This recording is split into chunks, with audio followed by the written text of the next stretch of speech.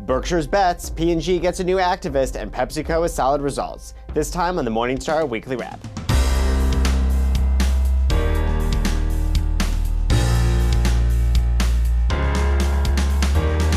Warren Buffett's Berkshire Hathaway boosted its stake in U.S. Airlines and Apple in the fourth quarter. Greg Warren takes a closer look at these moves.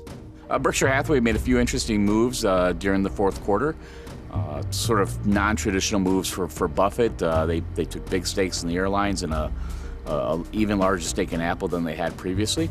On the airline side of the equation, we knew they were buying up stakes in the third quarter. Sort of assumed those were Ted and Todd moves. The airlines got hit pretty hard during the Brexit vote, but at this point now they have about $9 to $10 billion invested in Delta, American Airlines, Southwest, and United. Some of the argument or the rationale behind investing in them comes from from Todd Weschler. He's been looking at the industry, believing consolidation is making them look much more attractive. Similar to kind of the arguments we heard from Buffett when they bought up railroads back in 2008, prior to them picking up BNSF in whole. Not really sure this is going to lead to a takeout of an airline overall, but it is sort of interesting to look at from that perspective. And then Apple, they more than quadrupled the stake during the period. That was a bit of a surprise. Again, we see Todd and Ted sort of having a bit of an influence here. Technology has not necessarily been Buffett's strong suit over the years.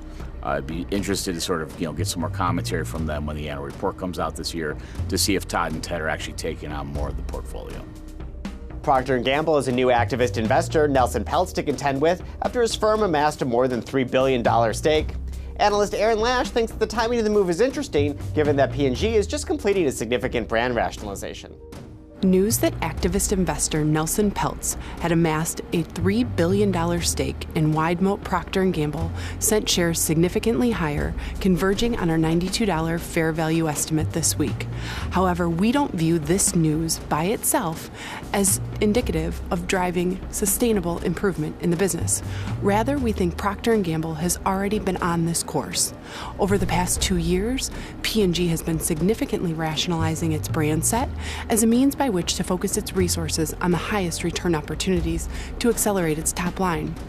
In addition, P&G is undergoing another $10 billion cost restructuring effort as a means by which to fuel further brand spending while also propping up its profitability. If recent strategic efforts falter, we think the firm could be called upon to take more transformational steps, such as selling off additional brands and/or splitting the business. However, at this juncture, we view this as unlikely. Pepsico had a solid year with organic revenue growth of 3.7% and an increase in operating margins. Analyst Sonia Voris sees the firm's wide moat as being firmly in place and thinks that the company's broad portfolio of non-carbonated drinks and snacks should help offset any decline in carbonated drink sales. Their success in launching new products, 8% of revenue last year, were from products introduced in the last 3 years, is another sign that they're aligning themselves with changing consumer preferences. This is baked into the price, however, and we see shares as fully valued today.